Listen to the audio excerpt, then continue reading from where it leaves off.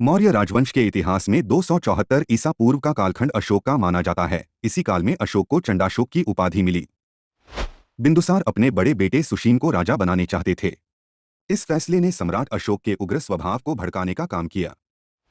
सत्ता पाने की लालसा में उन्होंने क्रूरता और कत्ल का ऐसा सिलसिला शुरू किया जिसने अशोक का नाम इतिहास के क्रूर शासकों की फहरिस्त में शामिल कर दिया। सम्राट अशोक का जीवन मनुष्य के जीवन की अधोगति से उत्थान का सर्वश्रेष्ठ उदाहरण है।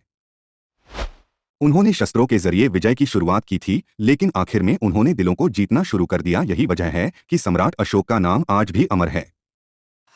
अशोक की क्रूरता की असली कहानी शुरू हुई बिंदुसार की मृत्यु के बाद। क्रूरता और कत्लोगारत का सिलसिला अगले 4 सालों तक चलता रहा। बौद्ध ग्रंथों के मुताबिक अशोक ने सिंहासन के रास्ते में आने वाले अपने सभी भाइयों को मार डाला, जिस अशोक की क्रूरता के कारण उन्हें चंडाशोक कहा गया। सम्राट अशोक व्यक्तित्व काफी प्रभावशाली था। उन्होंने सिर्फ अपनी वाणी के आधार पर तक्षशिला का विद्रोह शांत करवा दिया। इतिहास गवाह है कि उनकी दयालुता और प्रजापालकता के कारण उन्हें देवानामप्रिय के नाम से भी जाना गया। उनकी प्रशासनिक क्षमताएं भी बेहद शानदार थीं। अशोक ने अपने साम्राज्य को मजबूत करने के लिए कलिंग को हर हाल जीतने की ठान ली थी। अशोक के जीवन के 8वें साल में लड़े गए इस युद्ध में खून पानी की तरह बहा। कलिंग की विशाल सेना को जीतना आसान नहीं था। कलिंग की सेना ने अशोक की सेना को कड़ी चुनौती दी, लेकिन इस जंग में अशोक की विजय हुई। लेकिन इस युद्ध में मारे गए लाखों लोगों और उनके परिजनों के क्रंदन ने अशोक का हृदय बदल दिया। लड़ाई में भले ही अशोक की जीत हुई थी, लेकिन चंडाशोक मर चुका था। नए अशोक का जन्म हो चुका था। अशोक ने जो अपने सिद्धांत दिए उसे अशोक का धम्म कहते हैं। इसमें बौद्ध, जैन और हिंदू तीनों विचारधाराओं का दार्शनिक समागम था।